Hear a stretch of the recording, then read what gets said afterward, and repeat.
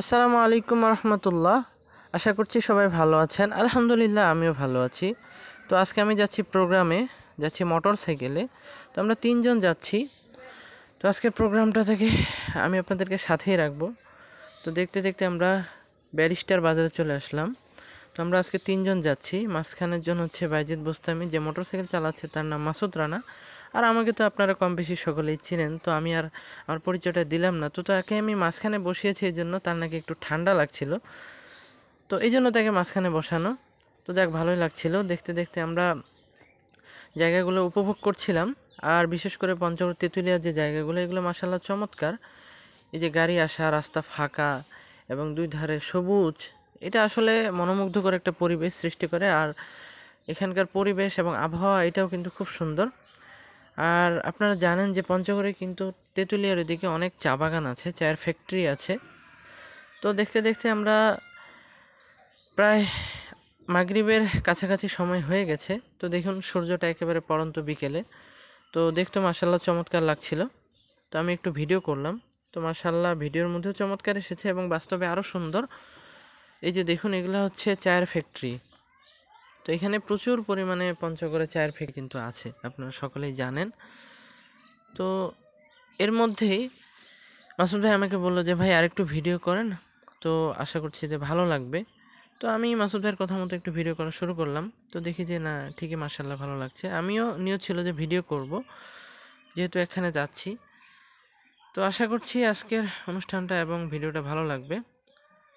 আর ঠান্ডা কিন্তু আছে, এই জন্য কিন্তু ঠান্ডার কাপড় মোটামুটি পরেছি, খুব একটা পরা হয় নাই। তো আমরা দেখতে দেখতে আবার চলে আসলাম জগদল করে।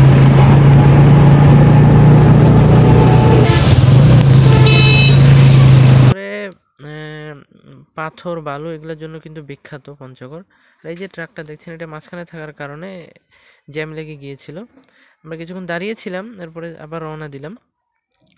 পিছনে দেখেন যে আমার পিছনে কিছু ভেড়া দেখা যাচ্ছে। আসলে এরকম ভেড়ার পাল দেখলে আগের যুগের মানুষদের কথা মনে পড়ে। তো যাক, ভালো লাগছে আলহামদুলিল্লাহ। তো মোটর সাইকেলে ভ্রমণ করার মজাটাই কিন্তু আলাদা। বিশেষ করে আপনারা যারা বাইরে থাকেন, মোটর সাইকেলে ভ্রমণ করবেন, অনেক ভালো লাগবে। দেখতে দেখতে আমরা গ্রামের মধ্যে ঢুকে গেছি। তো গ্রামের মধ্যে আমি তাদেরকে জিজ্ঞাসা করলাম কেমন লাগছে, তারা বলছে যে ভাই আলহামদুলিল্লাহ অনেক ভালো লাগছে। তো আমরা রাস্তা খুঁজে পাচ্ছিলাম না কোন পাশ দিয়ে যাব। তো তারপরে একজনকে জিজ্ঞাসা করলাম, তো উনি বললেন যে আমরা যেদিক দিয়ে যাচ্ছিলাম এই রাস্তাটাই সোজা। পরে আবার আমি খেয়াল করলাম, বা আমি মনে মনে ভাবলাম, এই জায়গাগুলো এত ভিতরে, এগুলো যদি আপনার গুগলে যদি সার্চ দেওয়া যায়, লোকেশনে যদি ট্র্যাক করা যায়, তারপরে মনে হয় না যে এই জায়গাগুলো আসবে, মানে গ্রামের এত ভিতরে। তো যাক, দেখতে দেখতে আমরা একটা কাঠের ব্রিজ পেলাম। এই কাঠের ব্রিজটা চমৎকার, কিন্তু একটু রিস্ক আছে, কারণ এটা অনেক পুরাতন, কোন সময় ভেঙে পড়ে এটা বলা যায় না। তো আপনারা যারা এখানে আসেন একটু সাবধানে চলাফেরা করবেন। তো যাক, আলহামদুলিল্লাহ। আর তেঁতুলিয়া কিন্তু আগে কিন্তু বললাম যে চায়ের জন্য বিখ্যাত। এগুলা আপনার নজরে পড়বে, আপনি যদি রাস্তা দিয়ে যান, আপনার দুই ধারেই কিন্তু দেখবেন যে চায়ের বাগান, অসংখ্য চায়ের বাগান, এবং বিশাল কয়েক একর এলাকা জুড়ে শুধু চায়ের বাগান পাবেন, কিছু দূর পর পর চায়ের বাগান পাবেন। তো আমি এগুলো দেখতে দেখতে যাচ্ছি আর উপভোগ করছি আমরা। তো এখানে দেখলাম যে রাস্তার পাশেই মানে সুপারির বাগান, এটা সারি সারিভাবে সুপারি গাছ লাগানো আছে। এবং এখানে দেখবেন যে বাড়ির সামনে কেউ যদি একটু জায়গা পায়, সেখানেও কিন্তু চা পাতা বাগান লাগায়। আসলে এখানকার পঞ্চগড় এবং তেঁতুলিয়ার মানুষের একটা আয়ের উৎস হলো চা পাতা এবং পাথর বালু উঠানো, এটা মূল উৎস বলা যায়।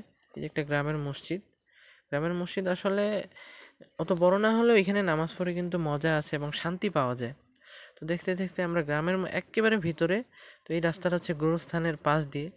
তো মাসুদ ভাই বলছিল ভাই আমার একটু ভয় ভয় লাগছে। আসলে মাসুদ ভাইয়ের একটু ভয় বেশি, আর বাইজিদেরও একটু ভয় বেশি। তারপর আমি বললাম যে ভাই আল্লাহ ভরসা, কোনো ভয় নেই, আমরা যাই। তো যেতে যেতে একেবারে নদীর পাশ দিয়ে দেখেন এই যে এখানেও চায়ের বাগান, আর একেবারেই মানে গহীন এলাকা দিয়ে, একথায় বলা যায় যে আশেপাশে জঙ্গল তো নাই, শুধু বাঁশ আর বাঁশ বাঁশ, এক কথায় জঙ্গল, গ্রাম, গাছপালা, এগুলোর ভিতর দিয়ে আমরা সামনে এগোচ্ছি মাহফিলের দিকে।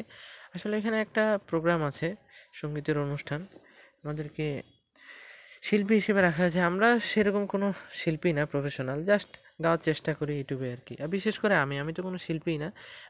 তো দেখতে দেখতে আমরা মাহফিলে চলে আসলাম। মাহফিলে এখনো মানুষ আসে নাই, শুধু ছোট বাচ্চারা বসে আছে।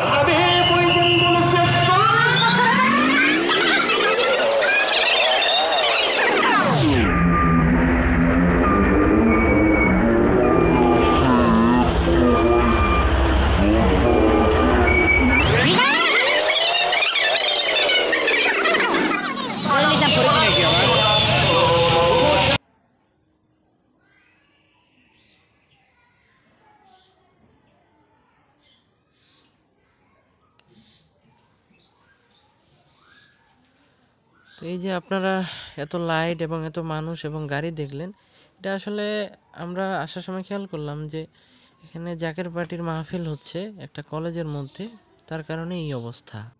তো দেখতে দেখতে আমরা চলে আসলাম। তো মাসুদ ভাই বললো যে এখানে পিঠা খাওয়া যাক, এরপরে আমরা চিতই পিঠা খেলাম।